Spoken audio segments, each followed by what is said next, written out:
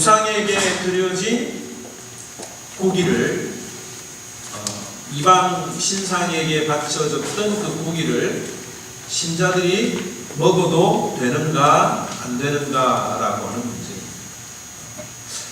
우리가 볼 때 그게 큰 문제가 될 수 있느냐라고 물어볼 수 있겠지만 이 로마가 통치하는 시대에 살던 사람들에게는 참 어려운 문제였습니다.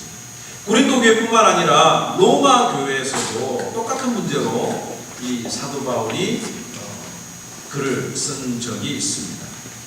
왜 이런 일이 생기느냐 하면 로마는 그 정복하는 도시들마다 로마에 대한 충성심만 확인이 되면 그 나라의 정치나 경제나 문화나 종교를 다 인정을 해주었습니다.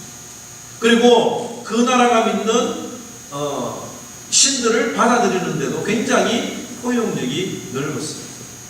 그래서 로마인들은 새로운 신을 접할 때마다 형태만 다를 뿐이지 자기들이 아는 신과 동일한 존재라고 생각을 하면서 받아들였습니다. 그래서 여러분들 그 그리스 신화하고 로마 신화에 나오는 그 내용이 다 이름만 다르지 다 비슷하잖아요. 바로 이런 어떤 그 로마 사람들의 생각 때문에 그런 일이 생기게 되는 겁니다. 그래서 사도 바울이 아테네에 갔을 때 어디까지 발견을 했습니까? 알 수 없는 신, 알지 못하는 신을 위해서 만들어진 제단도 이 사도 바울이 보았다고 이야기를 하고 있습니다. 이런 배경 때문에 로마가 정복하는 곳마다 그 도시마다 여러 신전들이 세워졌고 그곳에는 여러 신들에게 바치는 각종 짐승들로 넘쳐났다고 하는 점입니다. 이방 신상에게 갈 때 이 제물을 가지고 양이나 염소나 또 닭이나 이런 짐승들을 가지고 올라갔습니다. 그런데 문제는 이 이방 신에게 바쳐진 고기가 싼 값으로 시장에 유통이 되었어요. 그러다 보니까 이게 우상에게 바쳐졌던 고기인지 아니면 식용으로 먹기 위해서 팔려진 고기인지 알 수가 없었습니다. 그래서 많은 신자들 중에 이 고기가 우상에게 바쳐진 짐승이 아닐까 고민을 하고 또 걱정을 했던 사람들이 있었던 것 같습니다.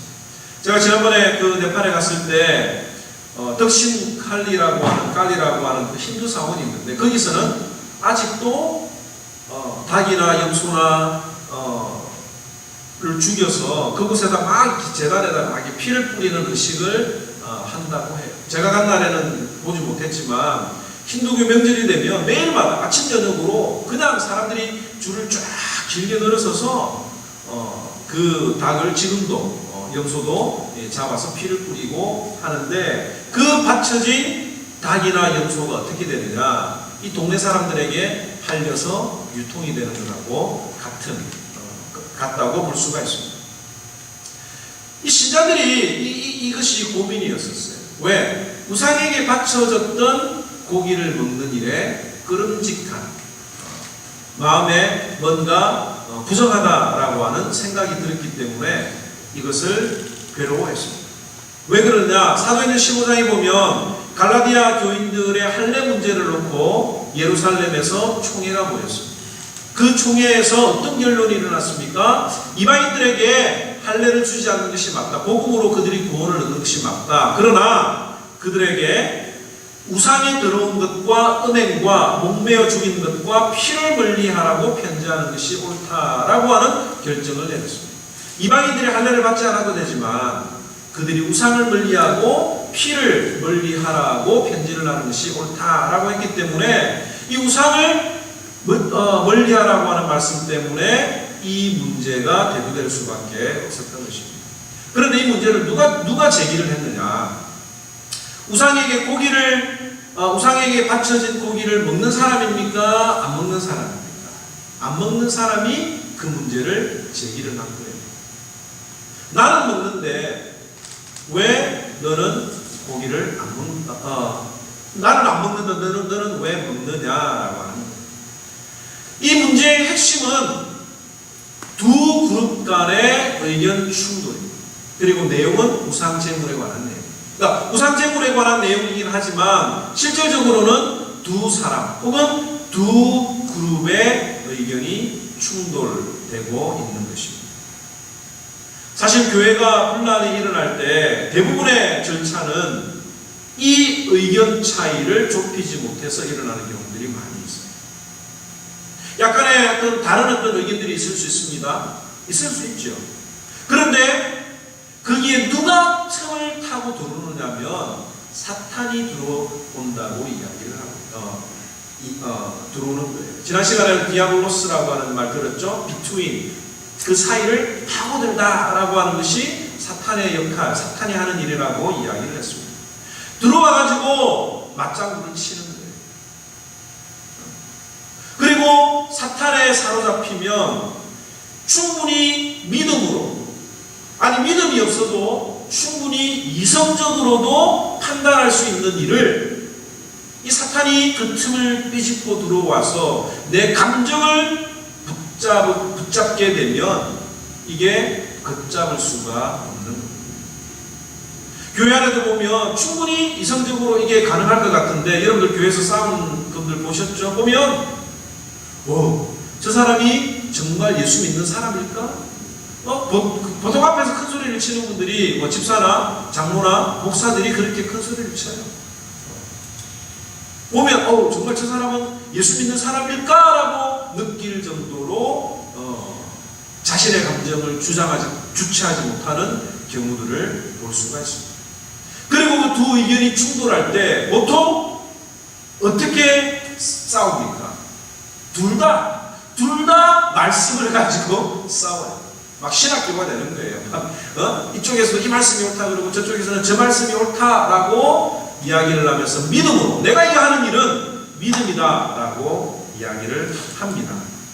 그런데 오늘 성경에 보니까 누가 믿음이 약한지에 대해서 정답을 이야기를 해주고 있습니다. 우리가 생각할 때는 우상제물을 먹지 않아야 된다라고 주장을 하는 사람이 믿음이 좋은 것 같지만 성경은 그렇게 이야기를 하고 있지 않습니다. 로마서 14장에 보면 같은 문제가 있는데, 우상제물을 먹는 문제로 이게 충돌이 있었는데 14장 1절에 보면 믿음이 연약한 자를 너희가 받되라고 하는 표현이 있어요. 그리고 2절에는 어떤 사람은 모든 것을 먹을 만한 믿음이 있고 믿음이 연약한 자는 채소만 먹는다고 하는 것을 보면 누가 신앙이 연약한지에 대해서 분명히 알 수가 있습니다. 누가 믿음이 연약한 자냐? 어떤 일에 대해서 문제를 제기하는 자들이라고 하는 것이죠. 그것이 비단 하나님의 말씀일지라도 말입니다. 여러분 이 말을 듣고 뭔가 좀 이상하다. 그러면 목사나 교회가 하는 어떤 일에 대해서 내가 아무 말 하지 말아야 되는가라고 여러분들이 오해할 수 있을지 모르겠지만 아니에요. 교회도 불완전하고 또 교회에 모이는 사람들도 불완전한 사람들의 모임이기 때문에 실수가 있을 수가 있습니다. 그럴 때는 언제든지 정상적인 방법으로 이의를 제기하고 궁금한 것은 물어봐야 됩니다. 그것이 하나님 나라를 위해서 교회를 지키는 일이라고 하면 더욱 그렇게 해야 됩니다. 그런데 문제는 그런 일 때문에 그런 궁금증을 가지고 찾아온 성도들에게나 목사가 어떤 태도를 가지느냐에 따라서 이 문제가 커질 수도 있고 또 은혜롭게 잘 해결될 수도 있습니다. 이때 질문한 사람에게 당신이 그렇게 질문하는 것은 아직 교회를 잘 몰라서 그런 거고 당신이 믿음이 없어서 그렇다라고 이야기를 하면 그게 안 되는 거예요. 오늘 이 설교의 요점이 그거예요. 믿음 없는 사람들이 뭔가를 가지고 물어올 때 그것을 가지고 너 믿음 없구나 라고 하지 말라라고 하는 거예요. 우상제물에 관한 문제가 클리어하지 못해서 문제를 가지고 왔다면 또 어떤 문제라도 교회에 대해서 질문을 가지고 왔다면 그것을 우리가 어떻게 해결해야 되는지 오늘 이 본문을 통해서 한번 살펴보기를 원합니다. 첫째는 물어보는 사람이 가져야 될 기본적인 태도가 있어요. 그게 뭐냐면 하나님에 대한 바른 지식이 있어야 됩니다. 다른 말로 이야기하면 하나님의 말씀을, 진리를 받아들이려고 하는 마음이 있어요. 정말 궁금해서 물어봐야 돼요. 다른 말로 이야기하면 하나님의 말씀으로 설명을 하면 그것을 하나님의 말씀으로 이해할 수 있는, 받아들이려고 하는 마음으로 물어봐야 된다고 하는 거예요. 이 문제는 지금 우상 제물에 대해서 지식이 있는 사람과 지식이 없는 사람들 간의 갈등이었습니다. 1절에 보면 우상의 제물에 대해서 우리가 다 지식이 있는 줄은 아나 라고 이야기를 했고, 또 4절에 보면 우상의 제물을 먹는 일에 대해서는 우리가 우상은 세상에 아무것도 아니며 또한 하나님은 한 분밖에 없는 줄을 아노라. 분명히 우상은 아무것도 아니며 우상 제물을 먹는 것도 아무것도 아니라고 하는 것을 아는 지식이 있었습니다. 또 8절에도 보면 음식은 우리를 하나님 앞에 내세우지 못하나니 우리가 먹지 않는다고 해서 더 못 사는 것도 아니고 먹는다고 해서 더 자라나는 것도 아닙니다. 제가 어렸을 때는 이 절에만 가면, 지금도 그런 분들이 있을지 모르겠지만 절에만 가면 괜히 무서웠어요. 그 절 입구에 들어가면은 이게 막 동상들, 막 그림들, 벽화들 막 그려놨잖아요. 또 야산에서 친구들하고 산에서 놀다가 보면 음식을 갖다 놓고 초를 켜 놓은 것을 보면 왠지 끄름직한 그런 생각을 가질 때가 있었습니다. 그리고 심지어 무덤만 지나가도 뭔가 기분이 안 좋은 그런 느낌이 있었어요. 그런데 좀 크고 심장이 커지기도 했고 또 신앙도 자라고 난 이후부터는 두려움이 사라지지 않고 아무렇지도 않습니다. 진리를 알지니 진리가 너희를 자유케 하리라고 하는 말씀처럼 이 세상에 있는 모든 것들이 하나님의 통치 아래 있다는 사실을 알고 나면 이것이 더 자유로울 수가 있습니다. 그런데 반면 7절에 보면 어떤 이야기가 나오냐면 이 지식은 모든 사람에게 있는 것은 아니므로 어떤 이들은 지금까지 우상에 대한 습관이 있어 우상의 제물로 알고 먹는 거로 그들의 양심이 약하여지고 더러워지느니라고 이야기를 하고 있습니다. 왜 사람들이 아직 이 완전한 하나님의 지식에 대해서 알지 못하고 믿지 못합니다. 머리로는 알지만 가슴으로도 인정하기까지는 아직 시간이 더 필요합니다. 왜 아직 믿지 못하느냐? 왜 어떤 사람들에게 하나님에 대한 바른 지식이 없느냐? 오늘 얘기 보니까 습관적으로 알기 때문에 우상에 대한 습관이 있어 라고 하는 거예요. 습관적으로 안다라고 하는 것은 뭐냐면 자기가 경험해보고 안다는 거예요. 자기가 체험해보고 내가 분명한 것을 배우고 정확하게 알면 괜찮은데 이것이 잘못된 습관을 가지게 되면 상당히 어려운 것입니다. 자기가 경험한 것, 극히 주관적인 것만 아는 사람들이라고 하는 뜻입니다. 그런 사람들이 가지고 있는 지식, 1절에 보면 지식은 교만하게 하며 2절에 만일 누구든지 무엇을 아는 줄로 생각하면 아직도 마땅히 알 것을 알지 못하는 것이요 라고 이야기를 하고 있죠. 성경에 대해서 비록 안다고 할지라도 그 지식이 머리에만 머무는 지식은 교만한 것이 된다. 또 아는 것 같으나 아직 모르는 자라고 말을 합니다. 이 성경을 가르칠 때 보면 정말 눈을 크게 뜨고 하나님의 말씀을 새롭게 받아들이려고 하는 분들이 있는 반면에 어떤 분들은 다 안다는 거죠. 이미 다 겪어봤다라고 하는 겁니다. 그런 분들에게는 습관적으로 믿는 믿음 때문에 더 이상 하나님의 깊은 그 은혜에 들어가지 못하는 것을 볼 수가 있습니다. 사람들은 대체적으로 자기가 경험한 것이 전부라고 생각을 하는 경우들이 있어요. 그래서 과거에 사람들에게 상처를 많이 받은 사람들은 사람에 대해서 별로 안 좋은 기억이 있을 것입니다. 또 자기를 드러내고 욕심을 내는 목사를 경험하거나 교회가 맨날 싸우는 곳에서 신앙생활을 하셨던 분이라고 하면 교회나 교회 다니는 사람들이 다 그런 사람일 것이라고 생각을 하는 경우들도 있을 것입니다. 그런데 우리가 거기에서 벗어날 줄 알아야 됩니다. 여기 보니까 누구든지 무엇을 아는 줄로 생각하면 아직도 마땅히 알 것을 알지 못하는 것이에요.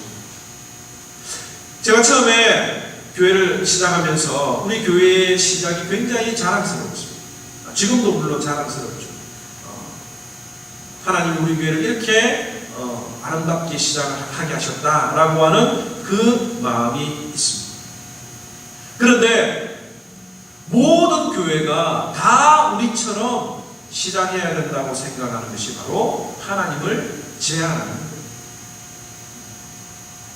하나님이 나에게 특별한 은혜를 주신 것은 하나님이 모든 사람에게 베풀어 주시는 특별한 은혜들 중에 은혜들 가운데 특별한 것이 특별한 하나일 뿐이지, 하나님의 방법은, 하나님이 각자를 사랑하시는 방법은 다 다르다고 하는 것을 우리가 생각을 해야 합니다. 그러므로 우리가 남들을 대할 때 내가 보고 내가 경험한 것이 진리라고 하는 것을 버려야, 날마다 새롭게 하시는 하나님의 말씀을 듣고 매일 바뀌지 않으면 과거에 받았던 것을 진리라고 고집부리는 것이 교만이요, 제대로 알지 못하는 믿음, 그런 믿음을 가리켜서 연약한 자들이라고 하는 겁니다. 우리가 어떤 문제를 제기할 때 내가 원하는 정답을 가지고 물어봐서는 안 됩니다. 나도 모르는 하나님의 원리가 있지 않는지 겸손한 마음으로 조심스럽게 물어보면 문제가 일어나지 않은 것입니다. 그런데 왜 문제가 일어나느냐? 답을 정해놓고 물어보는 거예요. 입이 답을 정해놓고 물어보면 아무리 친절하게 설명을 해도 못 알아듣습니다. 잘 설명을 듣는 듯 하다가도 다시 원점으로 돌아가요. 그것은 뭐냐? 내가 내 방법대로 바꾸고 말겠다라고 하는 교만한 마음이 깔려있기 때문에, 이것이 바로 사탄이 주는 마음. 단순히 궁금해서 물어보는 것은 아무런 문제가 되지 않죠. 궁금해서 물어보면 금방 배울 수가 있습니다. 그러나 궁금하다고 물어보면서 내가 틀렸다라고 하는 것을 전제로 하고 물어보는 것이 바로 교만한 마음이라고 하는 거예요. 그러므로 우리가 물어볼 때 나 자신에 대해서는 하나님의 뜻이 무엇인지 엄격하게 물어보는 겸손함이 필요합니다. 그 하나님의 뜻을 알기 위해서 말씀을 가까이 하고 기도하는 것을 쉬지 말아야 한다고 하는 것이죠.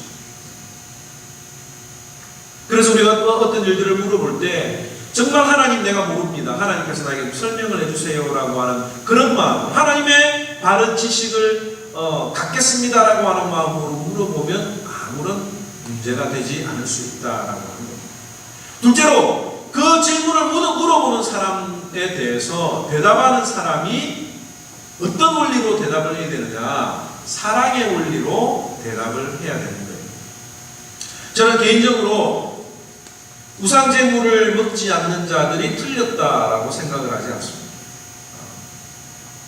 또 다음에 우리가 살펴볼 내용이긴 하지만 신한 양심의 원리를 따라서 하나님을 위해서 그것이 더 좋겠다, 나는 이렇게 하는 것이 더 좋겠다라고 생각하는 것이 잘못된 것은 아니라고 하는 거예요.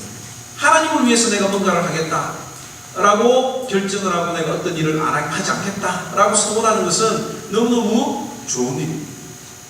그런데 만약에 이 우상제물을 먹는 사람들이 나는 하나님을 위해서 우상제물을 먹지 않겠습니다라고 그냥 생각을 하고 말을 하지 않았으면 아무런 문제가 되지 않았겠죠. 그런데 그것을 물어보면서 문제가 됐습니다. 또 내가 우상제물을 먹는 것이 하나님을 아무런 내가 그리기는 것이 없긴 하지만 그 우상제물을 먹지 않는 자들의 신앙도 존중해야 된다라고 하는 것이 오늘 설교의 결론적인 내용이 되는 거예요. 그런데 왜 갈등이 일어났습니까? 이렇게 하면 되는데 왜 갈등이 일어났습니까? 다른 사람의 신앙을 판단했기 때문입니다. 뭔가 몰라서 물어보는 사람들에게 저 사람은 어떤 의미로 어떤 의도로 물어보는 것이지 저 사람 신앙은 저것밖에 안 되나? 라고 판단을 하기 때문에 그렇습니다. 로마서 14장 3절에도 보면 이렇게 이야기를 하고 있습니다.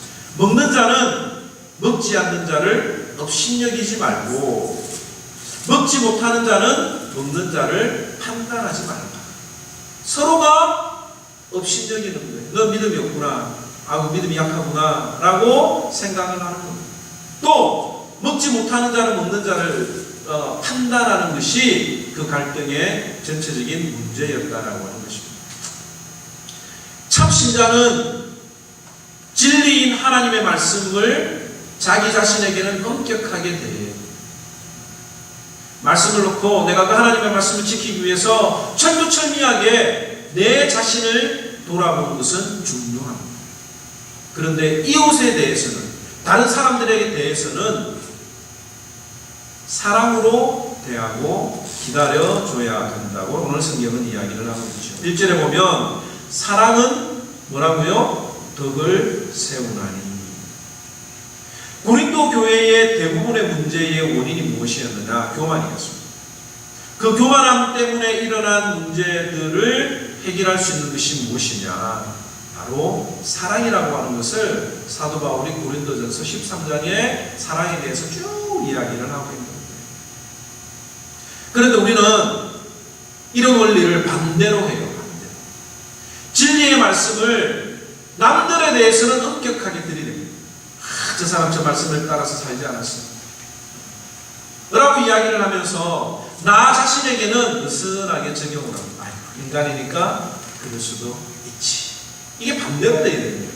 내 자신에 대해서는 속으로는 내가 왜 하나님의 말씀을 지키지 못했을까 가슴을 치고 통곡을 해야 되고, 다른 사람이 그런 어떤 연약한 부분들을 보이면 정말 저분이 그래도 열심히 주님을 섬기고 따라 붙들려고 하고 있구나라고 우리가 생각을 하면 아무런 문제가 되지 않는데, 이것이 바뀌어져서 일어나고 있기 때문에 문제가 되는 것입니다.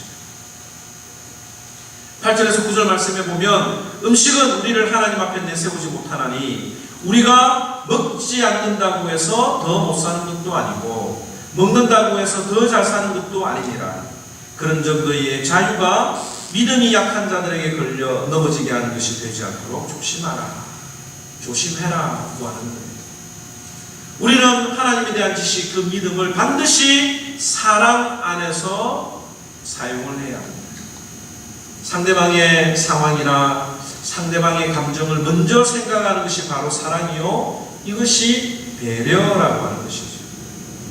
내가 믿고 내가 생각하는 것이 아무리 진리라 할지라도 그 진리가 한 영혼을 구하기 위해서는 내가 누리는 모든 자유를 다 포기할 수 있어야 된다고 오늘 성경이 이야기를 하고 있는 것입니다. 여러분들이 한 영혼을 구원하기 위해서 어디까지 순종을 할 수가 있습니다. 다음 주에 우리가 살펴볼 내용이겠지만 이 사도 바울은 한 영혼을 구하기 위해서, 복음을 위해서 자신의 모든 것들을 다 포기했다고 고백을 하는 겁니다. 9장 23절에 보면 내가 복음을 위하여 모든 것을 행함은 복음에 참여하고자 함이라고 하는 말씀입니다. 오늘 이 말씀은 그리스도 안에서 자유를 누리는 자들에게 주시는 메시지라고 봅니다. 만일 여러분들이 한 영혼을 위해서 그 자유를 포기하지 않으면, 내가 연약한 성도들의 시선으로 바라보지 않으면 그것은 교만이라고 성경은 이야기를 하고 있고, 그것은 죄라고 12절에 분명히 이야기를 하고 있습니다. 12절에 보면 이같이 너희가 형제에게 죄를 지어 그 약한 양심을 상하게 하는 것이 곧 그리스도에게 죄를 짓는 것이냐. 절대로 우리는 성경이 옳다고 말해도 한 영혼을 위해서는 사랑으로 기다리는 법을 배워야 할 것입니다. 구원이 하나님의 특별하신 계획이 있다라고 하는 것을 믿는다고 하면 우리가 주님보다 더 급해서 되겠습니다. 교회에서 아직 구원에 확신이 없는 분이 있거나 연약한 성도가 있다고 하면 우리가 주님의 마음으로 기다려야 돼요. 오늘 아침에 이 예배를 드리기 전에 제가 오늘 상당히 예배 드리기 전에 좀 분주한 마음을 가지고 있었는데 그 중에 하나가 뭐냐면 한 친구가 와서 이야기하기를 목사님 이제 저 다음부터 교회 안 올게요 라고 하는 이야기를 하는데 그래서 왜 그러니 이렇게 물어보니까 자기는 하나님을 믿지 않는데 교회를 오는 것이 별로 불편합니다 이런 이야기를 해서 제가 뭐라고 이야기를 했겠습니까? 나중에 이야기를 해보자. 그래도 와서 나한테 용기 있게 이야기를 해줘서 참 고맙다 라고 하는 이야기를 해 주었습니다. 멱살 잡고 너 알아? 네가 그럴 수 있어. 이렇게 이야기를 하는 것이 아니라고 하는 것을 오늘 이 말씀이 아마 제 마음을 자꾸 이렇게 누르도록 하신 것 같아요. 만약 그 친구가 우리들 주변에도 아직 하나님이 믿어지지 않는 분들이 있다고 하면 그럼에도 불구하고 교회 나와서 몸부림을 치고 하나님을 만나기 원한다고 하면 우리가 그들을 위해서 기도하고 주님의 사랑으로 돕는 손길이 되어야 되는 것이 오늘 우리가 해야 되는 일이라고 생각이 됩니다. 우리가 이런 원리를 우리의 삶뿐만 아니라 우리의 교회 생활에서도 이루어져야 된다고 생각을 합니다. 오늘 운영위원회에서 주보에 보면 그 교회 선교 규칙에 대해서 나와 있습니다. 여러분들 오늘 운영위원회에서 가이드라인을 결정을 하고 또 2019년도에는 작년 수입 결산의 약 25% 정도를 인상을 해서 매월 400불 이상을 추가적으로 후원할 계획을 가지고 인도할 예정입니다. 그리고 오늘 결정이 되고 나면 모든 분들이 알 수 있도록 다 공개를 할 것이고 또 그 규칙에 따라서 우리가 선교사님들을 지원을 받고 또 결정을 하고 후원할 계획입니다. 그런데 그 중에 이런 내용이 있어요. 선교에 관한 문제로 교회 분열이 일어날 경우에는 교회들마다 이 분란이 일어나는 그 패턴을 보면 꼭 잘하자고 할 때 무슨 일이 생기는 경우들이 훨씬 더 많은 거예요. 그 중에서도 특별히 선교하자고 할 때 이 교회가 오히려 분열이 일어나는 경우들을 많이 보는데 이 선교에 관한 문제로 교회 분열이 일어날 경우에는 먼저 합심하여 기도하며 주님의 뜻을 구한다. 그럼에도 불구하고 계속 문제가 야기될 경우에는 운영위원회의 결의로 후원을 일시 중단하며 문제가 해결된 후에는 다시 소급해서 지원하는 것을 원칙으로 한다라고 하는 문구를 집어넣었습니다. 왜 그렇습니까?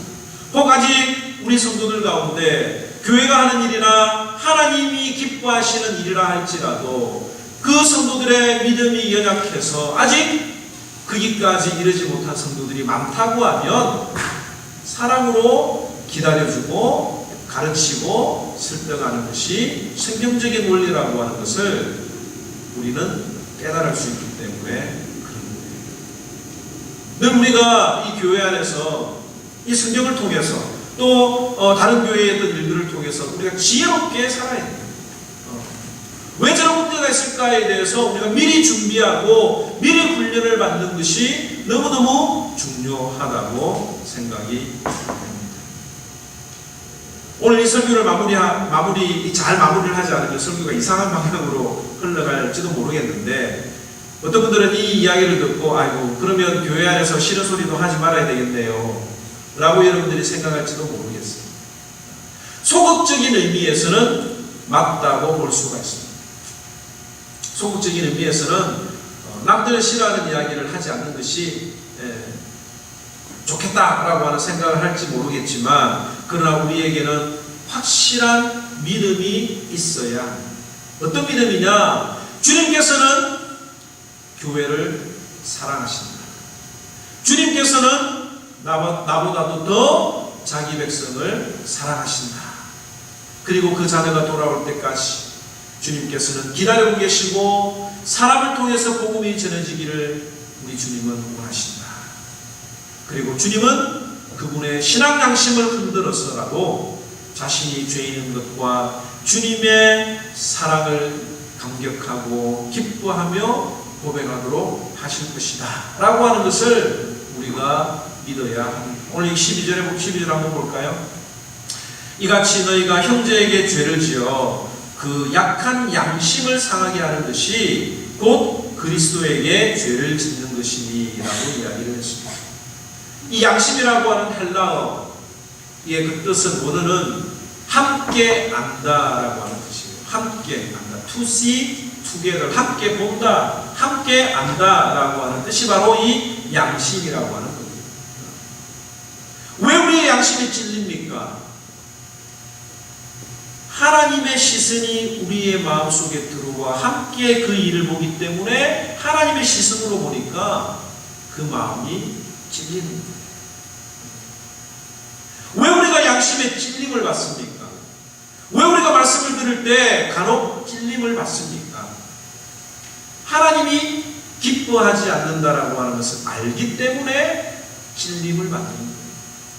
나는 아니라고 하지만 to see together. 하나님이 내 속에 들어와서 그 사건을 함께 보기 때문에 내가 찔림을 받는 거예요. 성령에 충만한 사람은 늘 하나님이 자기 마음속에 들어와 계심을 알기 때문에 자그마한 것들이라도 사소한 것들이라도 그것을 하나님의 마음으로 하나님의 관점으로 보여지기 때문에 괴로운 거예요. 아직 하나님의 말씀이 충분하게 들어와 있지 않는 사람은 하나님의 관점이 아닌 내 관점으로 보니까, 세상적인 관점으로 보니까 그게 덜 찔리는 겁니다. 주님은 오늘도 우리들에게 이 말씀을 통해서 우리의 양심을 찌르고 있는지 모릅니다. 주님의 시선으로 자기 자신을 보게 하시고 나 자신이 어떤지, 내가 나를 자꾸 잘한다 이게 아니라 주님 편에서 내가 어떤 모습인지를 보게 하시는 거예요.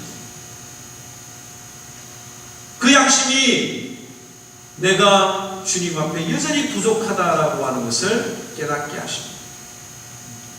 그렇기 때문에 내가 다른 사람의 양심을 찌르지 않도록, 내가 그 일에 자처되지 않도록 우리가 조심해야 할 것입니다.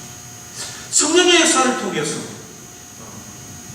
하나님의 역사가 일어나기를 정말 기도하는 것이 이웃을 사랑하는 첫걸음이라고 하는 것을 우리가 기억을 해야 할 것입니다. 제가 이 말씀을 준비하면서 참 제 자신을 많이 돌아봐요. 특별히 가르치는 자가 흐물이도 많잖아요. 이 말씀을 가르치면서 나도 그렇게 살지 못하면서 성도들에게 너무 어떤 일들을 요구한 일은 없는가라고 하는 생각을 해보게 됩니다. 그러면서 제가 그래도 나름대로 가지고 있는 원칙 중에 하나가 뭐냐면, 하나님의 말씀이 말을 할 때는 강단에서 제가 타협하지 않고 여러분들에게 선포를 해야 될 것입니다. 그러나 그 위에는 제가 지금도 여러분들에게 하고 싶은 말이 많이 있지만 참고 하나님이 여러분들의 마음속에 역사하셔서 하나님 앞에 하나님이 직접 하시기를 기다리는 마음으로 기도해야 되겠다라고 하는 것이 제가 이 목회를 하는 그런 어떤 마음으로 가져야 되겠다라고 다시 한 번 더 생각을 해보게 됩니다. 물론 이렇게 가볍게 한마디 던져서 그것을 빨리 깨닫는 사람들은 바뀌는 거예요. 또 말씀을 들어서 제가 굳이 이야기를 하지 않더라도 하나님의 말씀을 매일마다 읽으면서 그 말씀에 비추어 자기를 보는 사람들은 굳이 제가 말할 필요가 없습니다. 그러나 여러분들의 오늘 이 말씀을 통해서 제가 확실히 믿기는, 하나님께서 여러분들을 사랑하시고 누구보다 사랑하시고 여러분들의 마음에 말씀을 통해서 찔리게 한다고 하면 분명히 변화시킬 수 있을 것이라고 하는 확실한 기대를 갖고 우리가 낙심하지 않고 살아가는 것이 바로 오늘 주님이 우리에게 주시는, 고린도 교회를 통해서 우리에게 주시는 놀라운 사랑의 원리라고 하는 것을 우리가 다시 한 번 더 깨달을 수가 있습니다. 왜 우리가 이렇게 살아야 됩니까? 왜 우리는 자꾸 손해보고 살아야 됩니까? 왜 우리는 자꾸 남을 먼저 배려하면서 살아야 됩니다. 왜 그렇습니까? 예수님이 나를 위해서 그렇게 살아와 주셨기 때문입니다. 예수님이 주님의 입장에서 나를 징계하거나 내가 연약하고 하나님 앞에 죄인임에도 불구하고 나를 죽이지 아니하시고 주님이 하나님과 동등하시나 그는 본체이시나 동등됨을 취할 것으로 여기지 아니하시고 자기 몸을 비워 종의 형상을 입고 이 땅에 오신 것이 주님의 사랑이기 때문에 그렇습니다. 오늘 이 말씀을 통해서 날마다 주님의 사랑을 깨닫고 주님이 주신 그 사랑의 원리대로 남을 배려하고 격려하고 함께 기도하며 살아가는 저와 여러분들이 되기를 주님의 이름으로 축원합니다. 우리 시간에 이 찬양 부르고 하나님 나에게 이런 사랑이 넘치게 하여 주시옵소서. 이런 사랑으로 하나님의 충만한 사랑으로 내가 이웃을 섬기며 살아갈 수 있도록 그래서 우리 교회에는 아무런 문제가 일어나지 않도록 하나님 축복해 주시옵소서.